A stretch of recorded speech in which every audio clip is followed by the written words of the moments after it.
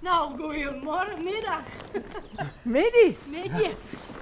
Het feest is klaar, de tenten kan ophalen. Nou, zo is het wat. Ja. We hebben het vrijwilligersfeest gewoon van de Nacht van Bozem. Zo, van de meesten niet altijd mooi helpen. En daar hebben we, rond de sneun hebben we daar een feestje van gewoon. Barbecue. En nu hebben we er allemaal weer aan het oprijden. Ja. En is dat een feestje wat Jim organiseren? Dat doet de Nacht van Bozem. Nacht van Bozem is een stichting en die zwaait voor het feest. En wij dat draait op onze vergunningen.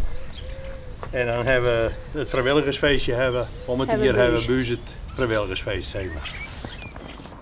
Heb je het café al lang? Wij zitten 22 hier in het café.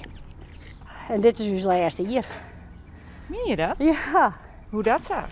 Nou, die sleperij, dat hij op een gegeven moment wil houden. Als je 60er wordt, dan denk je van, nou maar eens een oor. Hè? Nee, wij houden naar de dwarfsfeesten, die ben in 1 juli. En dan houden wij op het pand is van de stichting van het dorp.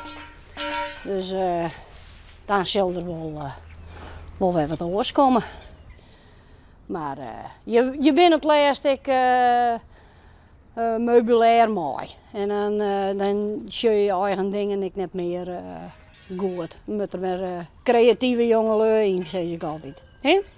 Wanneer heb je dat besloten? Nou, wij zijn er al een jaar mee dwaande van wat moeten we, wat zien we. He? Ik bedoel, je kan ik nou net achter een geranium zitten, je moet ik wat oors uitvinden. Maar nieuwe rondes, nieuwe kansen. En wat ben je na je komst? Wij gaan in Akkerum tatoeëren. En dat zien we wel weer. Komt wel weer wat nice. He?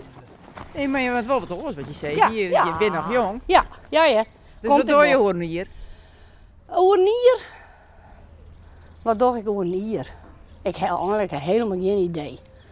En meen je dat? Ja. Draai je dat om? Ja. Hebben we lang genoeg gepraktiseerd. Ja.